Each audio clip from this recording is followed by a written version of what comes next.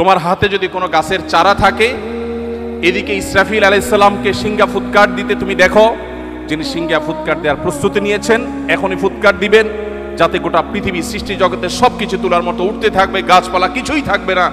এরকম পরিস্থিতিতেও তোমার হাতে থাকা গাছের চারাটা তুমি রোপণ করে দাও। পৃথিবীর কোন মনীষী এমন অসাধারণ জীবনমুখী বাস্তবমুখী শিক্ষা এবং নির্দেশনা দিয়েছেন? প্রিয় ভাইরা আমার, তিনি যখন আমাদেরকে বলেছেন ইয়াকুমুল জুলুস আলাত তারিক, তোমরা কেউ পথে ঘাটে বসবে না, রাস্তায় বসবে না, রাস্তা দখল করবে না, তখন কিন্তু রাস্তায় যানজটের সমস্যা সৃষ্টি হয়নি। সেই ১৫০০ বছর আগের পৃথিবীতে মক্কাতে মানুষই ছিল হাতে গোনা কয়েকজন। রাস্তায় যানজট হওয়ার কথা মানুষ স্বপ্নে কোনোদিন ভাবেও না যে রাস্তায় কোনোদিন যানজট হতে পারে। সেই সময় তিনি বলে গেছেন ইয়াকুমুল জুলুস আলাত তারিক, তোমরা কেউ রাস্তা দখল করতে যাবে না, খবরদার। আজ ঢাকা শহরে যখন ফুটপাত দখলের মহোৎসব চলে, রাস্তাঘাট দিয়ে আমরা চলাফেরা করতে যখন পারি না, অসুবিধা তৈরি হয়। এই হাদিসকে সামনে রাখলে মনে হয় নবীজি মনে হয় আজকে আমাদের ঢাকা শহরকে লক্ষ্য করে, আমাদেরকে লক্ষ্য করে মনে হয় হাদিস বলেছেন, অথচ তিনি বলেছেন ১৪৫০ বছর আগে।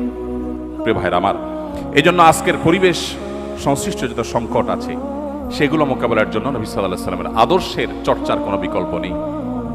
একটি বিষয় আমি বিশেষভাবে উল্লেখ করতে চাই, হাদিসটি আমরা সবাই কম বেশি জানি। নবী সাল্লাল্লাহু আলাইহি ওয়াসাল্লাম বলেছেন ঈমানের ৭০ শাখা আছে, আদনাহা ইমাতাতুল আযা আনিত তারিক, ঈমানের সবচেয়ে সাধারণ শাখা হলো পথ পরিষ্কার করা। পথ পরিষ্কার করা ঈমানের অঙ্গ।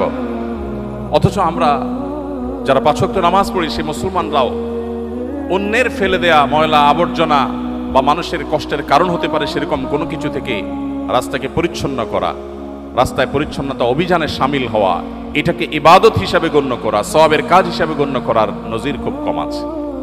আমরা সুন্নাহ ফাউন্ডেশন থেকে অনেক দিন থেকে ভাবছি সারা দেশে ইমামদের জন্য কয়েকটি কম্পিটিশনের অ্যারেঞ্জ করব। তার মধ্যে থেকে একটি থাকবে কোন ইমাম তার মসজিদ এরিয়াকে সবচেয়ে সুন্দর, সবচেয়ে ক্লিন পরিচ্ছন্ন করতে পারেন ইমামের নেতৃত্বে মুসল্লিদেরকে সাথে নিয়ে।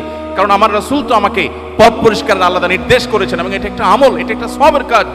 আমরা যদি ঢাকা শহরের ১ কোটি মানুষ মাত্র ১০ মিনিট সময় হাতে নিয়ে আমরা যদি ঢাকা শহরকে পরিচ্ছন্ন করতে যাই, আমার তো মনে হয় ঢাকা শহরের কোনো ময়লা আবর্জনা কোনো কিছুই অবশিষ্ট থাকার কথা নয়।